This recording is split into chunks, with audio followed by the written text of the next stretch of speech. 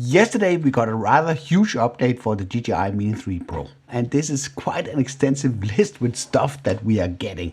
So of course I needed to go out and test this one today, and I was really looking forward to try out some of the new focus track features in portrait mode as well as in quick shots. But I ran into a problem that I need to highlight for you guys, because this could actually end up by costing you your drone. It's quite a huge update. It was almost 1 gigabyte, and it includes like firmware updates for both remote and for the aircraft itself. New DJI Fly App. So there's a lot of stuff here that's being changed at once. So of course, when that happens, there's a risk that something goes wrong, and it definitely did with this one.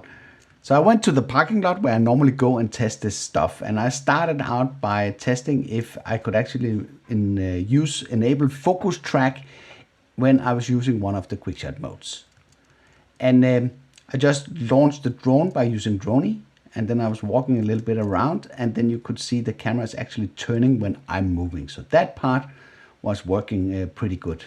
But it was not really a good demonstration of the tracking capabilities, so I decided to switch it into circle instead. So with the circle feature, when I was moving around, you could see that the camera or the drone is yawing to keep me in focus while it's recording this quick shot. That's a pretty nice upgrade for this feature, that we are getting access to this. So then I decided to put it into portrait mode and test the same features there. But the problem is that that's not possible. There's no button to flip it between horizontal and portrait. So what you have to do is you have to go back to video mode, then flip the camera, and then you have the possibility to enable the quick shot modes. And then you can see you are getting the sort of the cross that is centered on my car and on me, that will allow you to test out this feature. So I was not expecting any big issues with that. So again, I was trying to do a rocket to see if I could make it sort of compensate if I moved outside the frame. That didn't work out as I planned, at least not to the level that I wanted. So I decided to move the drone back and maybe try the circle again, just to see how well it works in portrait mode. And the portrait mode is of course interesting with the TikTok and YouTube Shorts and all that kind of stuff, to see that you have the vertical format. And it's super cool that now we have the features that is only reserved for the horizontal video available inside this format. So again, it's keeping me in focus while it's rotating. This was the spiral function that is increasing the distance to me while it's rotating. But I didn't feel comfortable about me walking around there while it was increasing the distance with no obstacle avoidance on the side. So I decided to abort that part. I repositioned it, and then I switched into circle. At least that's what I thought I did. There's a big rainstorm coming my way, so I was a little bit in a hurry to try this out. So with the circle, it did what it's supposed to do. It was circling around me, and it's kind of tracking me or putting me in the center of the frame. You could always discuss if this is how you would expect it to work, but at least it's doing something. So then I thought, what about focus track? Could we use that feature in portrait mode as they have announced? So I skipped out of video, out of quick shot mode, and then into video, and then I draw a box around me. So, and the box around me, that seems to work like you would expect it to do. And then we started out by testing the spotlight. So spotlight is working fine. This means that the camera is actually following you when it's sitting up in the sky. You can use this feature to fly the drone around. I decided not to do that in this test. I was just walking around just to see if it followed along. And then of course I needed to test out the tracking feature. So I put in I actually didn't intend this to turn out to be a video, but you would know why when you see this in a moment. So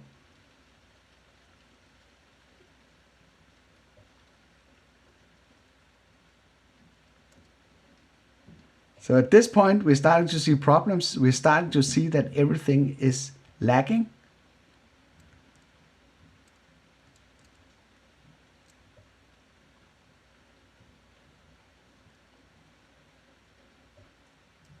See, very, very low frame rates, and then it's starting to skip frames.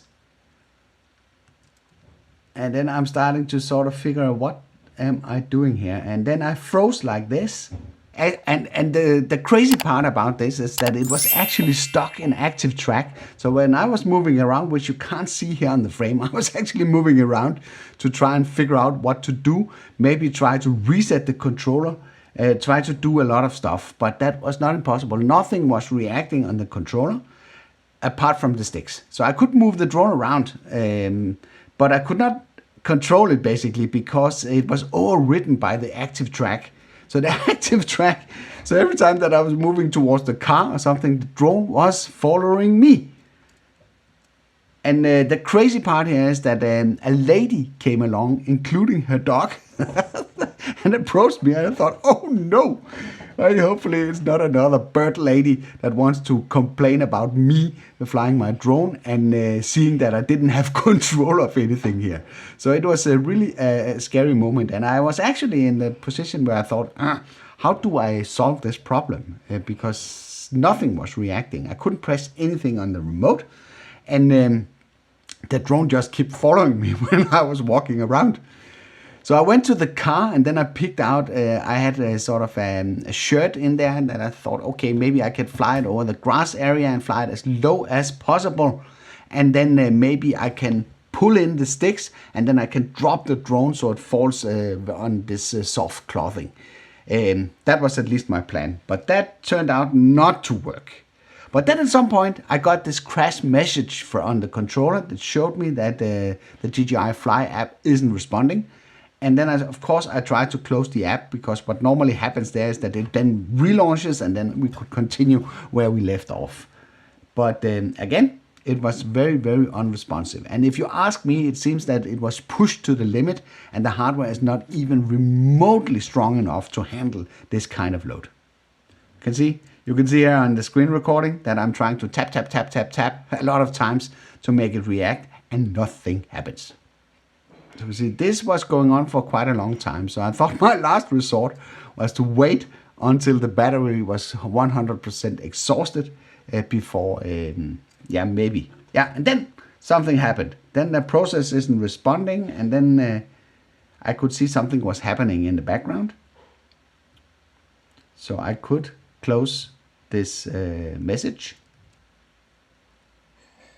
And then it says that there was something with the storage. Let's just go back again. Then it says SD card full. So of course, unfortunately, I don't have the full recording from this incident. But now at least it reacted to some degree. But as you can see, it's still locked inside the tracking mode. And even though I took it out there, and maybe it's because it was stuck in spotlight, because it was starting to rain. So I was kind of under pressure to get the drone down. So what I decided to do was simply to try and land it. Just to get it down, and there's the shirt. And I didn't miss the shirt by quite a margin, but at least I landed it on the grass, and there was no issues there. So this was quite a scary experience, I have to say. It was. So I would be really, really careful, at least if you have the version that was released yesterday installed. I know from at least from checking out now, that there is a new version available for you. And maybe they have addressed these issues, but you need to be really, really careful when you do this. If this was not a control test like I did here, I might have ended up into serious problems. And of course, I should install this update and go and test it again, and I will.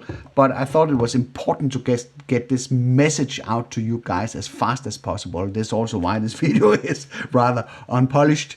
So that's where we are with this. So be careful with this and make sure to update to the latest and greatest version.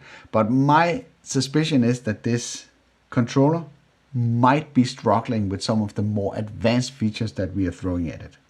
So now this version is called 01000201. And there's when I just look through it, it doesn't seem like there's a big difference in the release notes. It's more or less the same as they were yesterday. But I assume that they have fixed a few things here. Hopefully. So I hope you liked this video. If you did, then feel free to give a like. If you didn't like it, feel free to press the dislike button twice. Thank you for watching, and I'll be seeing you around.